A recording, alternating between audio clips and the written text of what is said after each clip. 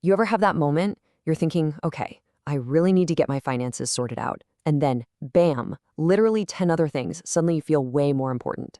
Yeah, you are definitely not alone. Today, we're diving into that exact feeling, the wealth procrastination trap. We're going to unpack all those excuses we tell ourselves and find out why breaking the cycle is actually a lot simpler than you think. Let's get into it. So, just for a second, really ask yourself this. What's the very first thing that comes to mind? Is it a reason, an excuse, maybe a fear? Whatever it is, just hold on to that thought, because we're about to run through the greatest hits of financial excuses, and I have a feeling yours might just be on this list. All right, let's play a quick game. Call it financial excuse bingo. I'm going to fire off some of the most common reasons people put off their financial goals. Just see how many of these make you go, ooh, yep, that's me. Okay, first up, the all-time classic, I just don't make enough. It's this idea that you need a huge salary to even think about building wealth, that investing is some exclusive club and you're not on the list, at least not yet. And of course, right behind that one is this. Between rent, bills, student loans, it feels like your paycheck just evaporates the second it hits your account. Building wealth? That sounds like a luxury for someone who isn't staring down a mountain of bills every month. Ah, yes, the beautiful myth that we have infinite time. When you're young, retirement feels like a problem for a different person in a different universe. It's something future you can deal with. There are just so many more important things to worry about right now, right? And you know what? This one is so real. You work hard for your money. You want to enjoy it now, not in 40 years. Saving can feel like you're just robbing your present self for a future that isn't even guaranteed. I get it. Okay, now we're getting into the fear-based ones. You hear these horror stories about market crashes. You see charts that look like a terrifying roller coaster. And the whole system can feel like a casino where you're bound to lose. It just feels safer to stay on the sidelines. And we'll finish with the ultimate procrastination line. That big promotion is just around the corner. That side hustle is about to pop off. You'll totally start saving later, when things are perfect. But what if all of these excuses, which sound so logical, are actually setting a trap? What if the real cost isn't the little bit of money you'd put away today, but the enormous potential you are stealing from your future self? Because here's the thing about those excuses. They aren't free. Putting things off has a price tag, and honestly, it's a lot higher than you think.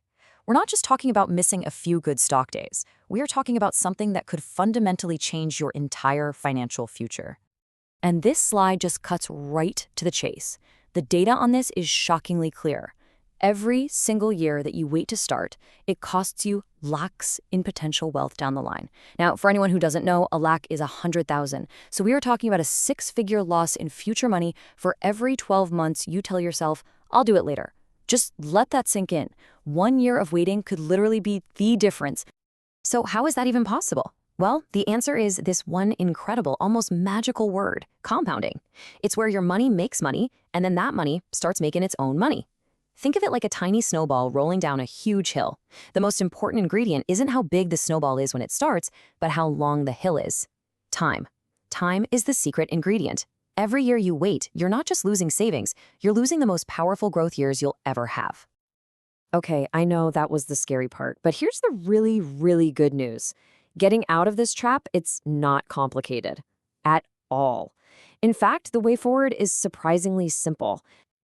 And this slide just lays it out perfectly. It's the mental flip we have to make. We build these complex walls of excuses. It's too complicated, I'll do it later. But the reality, the truth that cuts through all of that noise is so simple. You see, the point isn't to have some perfect, flawless plan. The point is to just start. Because when compounding is involved, today is always, always better than tomorrow. So how do we actually do it? It's really just a 3-step process. Step 1, acknowledge the excuses. Just look them in the eye and call them what they are. Usually, it's just fear wearing a clever disguise. Step 2, understand the cost. We just did that. Remember those lakhs? Let that number really sink in. And then step 3, the most important one of all, take one tiny small step today. Look, this is not about changing your entire life overnight. This is about one thing, building momentum. So what is the absolute smallest, easiest, least intimidating action you can take right now. Seriously, can you just read one article? Can you open a savings app on your phone? Can you decide to put aside the price of one coffee this week? Don't worry about the size of the action. It's not about the money. It is about the decision. The simple act of starting changes everything. Because ultimately, that's the whole story. Your future isn't built on some grand, perfect plan that you'll start someday. It's built on the small, simple, decisive actions you take right now. Start today, and you give your future self the best gift imaginable. You secure tomorrow.